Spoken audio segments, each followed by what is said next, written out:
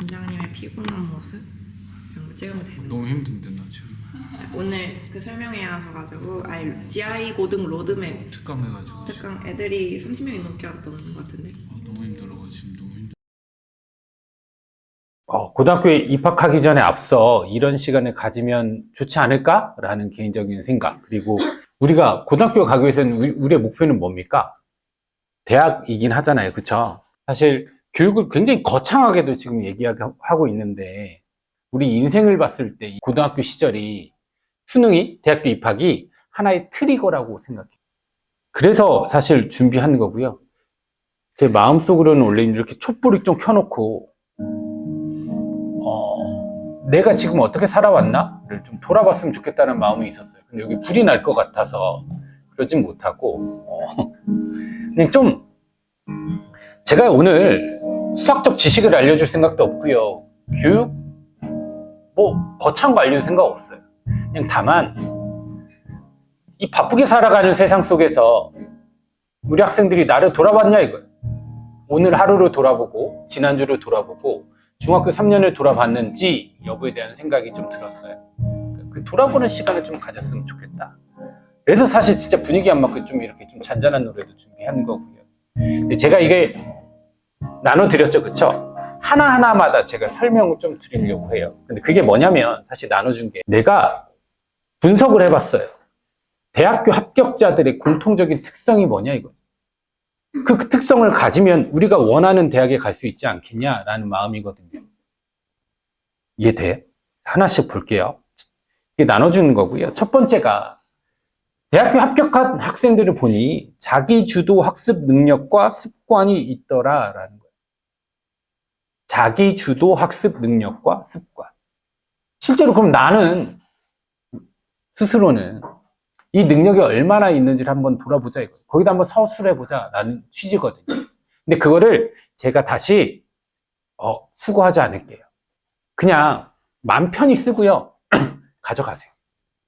다만 어디다 한번 이렇게 좀 보관은 해놔봐.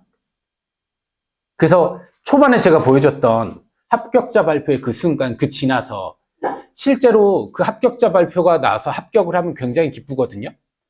근데 인간이 정말 간사한 게요. 그로부터 아무리 좋은 대학교 합격해도 3일 후 일주일 뒤면 허무함이 느껴져요.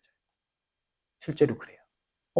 뭐지? 이걸 왜 이렇게 달려왔나? 라는 생각이 들어요.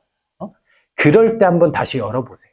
혹은 고등학교 때 내가 너무 지치고 힘들어. 내가 뭐 하는 거지? 라는 생각이 들어요. 그럴 때 한번 열어보세요. 그러니까 나한테 제출하는 용 아니니까 정말 솔직하게 써도 된다라는 걸 이야기하는 거예요. 근데 거기다가 그냥 있어요. 저 이런 능력이 있어요. 아니요. 모르겠어요. 이런 거 쓰지 말고요. 한번 증거를 달아보세요. 스스로에게. 첫 번째 질문이에요. 메타인지적 사고라는 것은 자기의 강점과 약점을 스스로 파악하고 있는가를 이야기하는 거예요. 그럼 자기의 약점을 보완하기 위해서 자기는 어떤 전략을 세우고 있지? 난 그것을 알아? 내가 어떤 부분이 부족해. 그러면 이 부족한 부분을 메우기 위해서 이런 행동을 하든 이런 사고를 하든 이런 전략을 수립해서 난 뭔가 실천하고 있어 를 이야기하는 겁니다. 그 옆칸에는 5점 만점에 몇 점이라고 있어요. 스스로에게 점수를 한번 줘보십시오. 내가 대학생을 뽑는 입학사정관이면 이 능력을 가진 학생들을 뽑을 텐데 지금 나의 이 능력은 몇 점이지? 스스로 한번 체크를 해보십시오. 두 번째입니다. 끊임없는 노력과 끈기. 이것을 좀 어렵게 얘기하면 회복 탄력성이라는 거예요. 그러니까 대학교에서는 끊임없이 노력하는 학생들을 뽑겠다라는 취지예요. 그럼 우리는 끊임없이 노력하는 사람이어야 하잖아요. 그쵸? 그 부분을 자기 한번 고찰을 해보자 이거지요. 대학교 합격한 공통적인 특성을 제가 분석했다라고 했잖아요. 그쵸? 여기에 수학을 잘하는가? 영어를 잘하는가? 시험 점수가 높은가가 써 있습니까? 안 써 있죠. 그쵸? 그것을 보이기 위한 하나의 수단이기 때문입니다. 수학을 잘하는 사람은 지적 호기심과 파고들고 틀린 문제를 왜 틀렸는가를 내가 고민했다라는 흔적이 있는 사람이기 때문에 그 점수가 높은 학생들을 대학교에서 뽑는 거예요. 그 본질을 좀 깨트렸으면 좋겠습니다. 그래서 제가 학원을 운영하는 입장에서는요, 사실 그렇습니다. 정말 평범하지 않은 학원이라는 건 저도 알고 있고요. 우리 학생도 알고 있을 거라고 생각해요. 제가 근데 이제 고등 로드맵이라는 이 하나의 주제를 가지고 오늘 특강을 하는 건데, 우리 GI는 단순하게 수학 문제를 잘 풀어주고 이해시켜주고 점수를 올려주는 게 아니라요, 한 가지의 목표를 가집니다. 뭐냐면 생각하는 법을 훈련시킵니다. 근데 그 학생이 저한테 그런 얘기를 했습니다. 제가 물어봤거든요.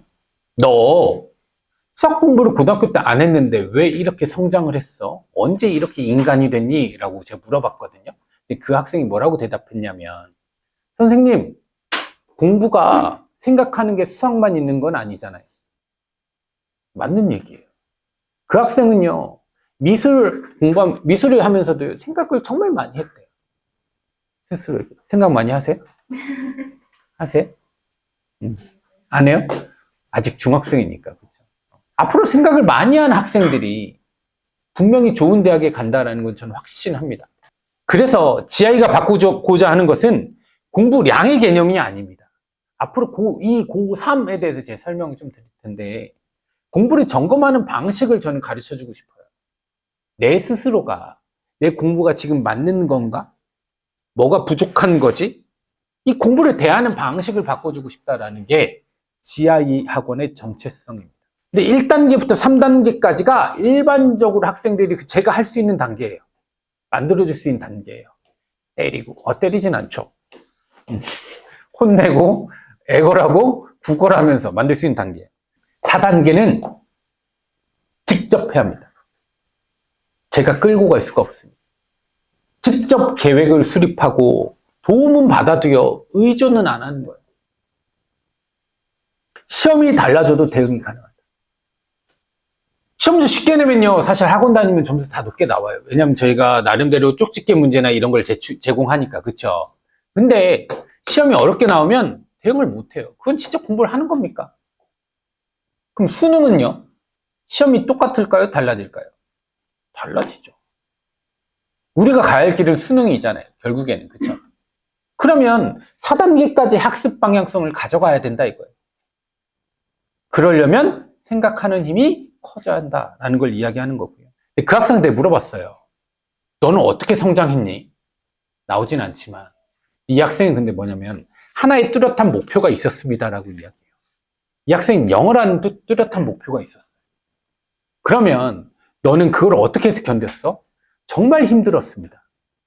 혼자 서울에 가서, 남들은 고등학교 학교에서 지내는데 자기 혼자 서울에 가서 일어나서 공부하고, 요 환경. 그 호주 가서도 혼자 유학생이잖아요. 정말 힘들었대요. 그래서 물어봤어요. 그러면 너와 똑같은 환경이 남들한테도 주어지면 이 학생도 너처럼 성장하니? 를 내가 물어봤어요. 근데 본인은 추천하진 않아요. 왜 그럴까요? 너무 힘들었으니까. 저도 수백 번 고민해요. 우리 학생들을 보면서. 진짜 한 명 한 명. 얘를 내가 좀 성장시켜주고 싶은데 그 환경이랑 똑같이 노출하면 얘가 성장할까? 정말 힘들었습니다. 혼자 서울에 가서, 남들은 고등학교 학교에서 지내는데 자기 혼자 서울에 가서 일어나